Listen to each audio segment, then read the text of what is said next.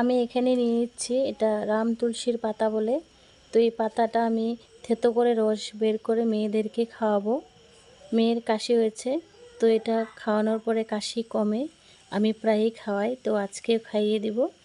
তো গাইস, তোমরা এটা খাওয়াই দেখতে পারো তোমাদের বাচ্চাদেরকে।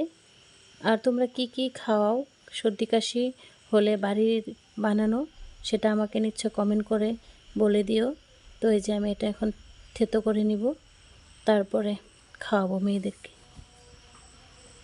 আমি এই যে পাতার রস বের করে নিয়েছি, এখন এখানে অল্প মধু দিয়ে গরম করে তারপরে আমাদের মেয়েদেরকে খাওয়াই দিব। আমি এতটুকু রস নেব না, একটু নেব। এখানে এখন মধুটা দিয়ে দিলাম।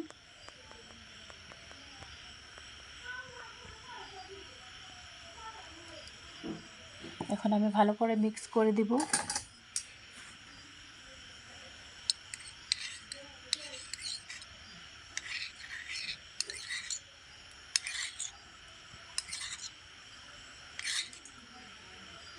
তো এটা একটু গরম করে নিই।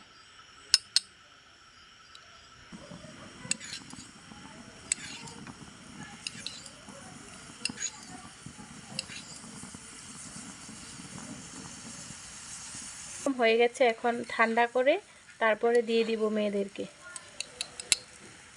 তুলসী পাতাটা একটু তিতা হয়, তো আমার মেয়ে আগেই দেখেই মানে কান্নাকাটি শুরু করে দিয়েছে। তো একটু দেখি পারি কিনা খাওয়ানোর জন্য। কেন কেন